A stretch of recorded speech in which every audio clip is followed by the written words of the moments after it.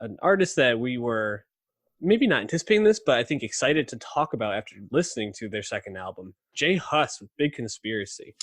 Um, yeah, it was interesting because when you texted me, you were like, "Hey, give this a listen. Let's just talk about it." I was like, "Ah, Jay Huss. I recognize that name." Obviously, not as tuned into the rap world as you, so I figured you were probably very aware of him. I'm usually behind on English guys, to be honest. But Well, definitely ahead of me on it, and gave him a listen. Really liked this album. I thought Big Conspiracy is a pleasurable listen from start to finish. But I was like, man, where do I know this guy from? And talking pre-show, featured on Ed Sheeran, featured on Skepta's album, but only 23 years old. yeah, that's What? wild. Second album, 23. Crazy. Yeah. Yeah, digging. That's the thing too. Jay Huss's name was hard to miss the past few years. I had just assumed, being someone who's still new to the UK scene, I assumed he was like an OG. I thought he was like Wiley. I didn't know he was this kid that was so hot already. I was kind of surprised looking into it, and listening to his first album, Common Sense. Like he has a tape, he has two EPs. Good, you see the promise there. But that first album, Common Sense, I really, really, really like. It's funny. He's being credited with creating this new like blending of genres in the UK sound. I believe there's a lot of names for it. People are calling it Afro swing, kind of like Afro beats mixed with grime and dance hall. It's very, very interesting, and you can hear that on Big Conspiracy, but it's especially present on the first album, Common Sense, where he literally would just do various different sounds. Sometimes he would sound like Drake, sometimes he'd go hard like he was Skepta. It was really cool. And I think with Big Conspiracy, it took me by surprise just for a second when I first started listening to it, because it's a little mellower, which I guess makes sense because he spent a few months in jail in between albums, and you can tell that he just comes across as a little more wiser, a little more thoughtful and introspective, despite again still being only 23 years of age. And I think that was cool to see, and is a good sign for the longevity of Jay Huss, that he has a pretty firm grasp on a lot of different sounds right now, but also has a lot working under the hood and has some things to say. So that was really cool to hear, even if it took me by surprise initially. What did you think, though?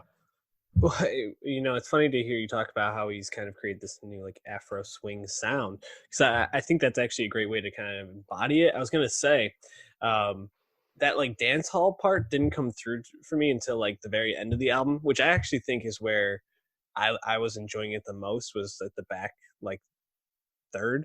Not to say anything before that was bad, but I would have guessed, if he wasn't British, he didn't have a British accent, that this would have been a guy that came out of Chicago, because you hear a lot of like jazz infused, like more mellow songs at the beginning of the album, and like specifically, songs like Triumph or Repeat with Coffee. I think those are just like totally like smooth, like songs that he flows beautifully over, and just like a real pleasure to listen to. And I think it's great. And then you get to something like Love, Peace, and Prosperity, which you hear a lot more of that, like that dance hall feel to it. You feel like you're listening to an island song. I was really impressed. I thought he made a really good album for a second album. And, I'm trying to think, back to like, I don't even remember the song he was on with Ed Sheeran. I remember that I saw the name on the track list. That whole album is so like, Yeah. did I ever put any of that into my memory? Probably. Ideally not. Yeah. But yeah, it was with Feels, Young Thug and Jay Huss and Ed Sheeran.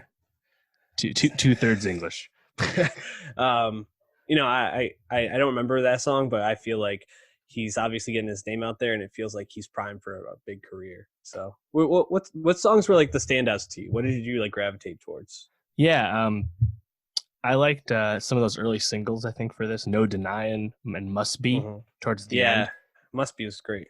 And then the last track, Deeper Than Rap, as well.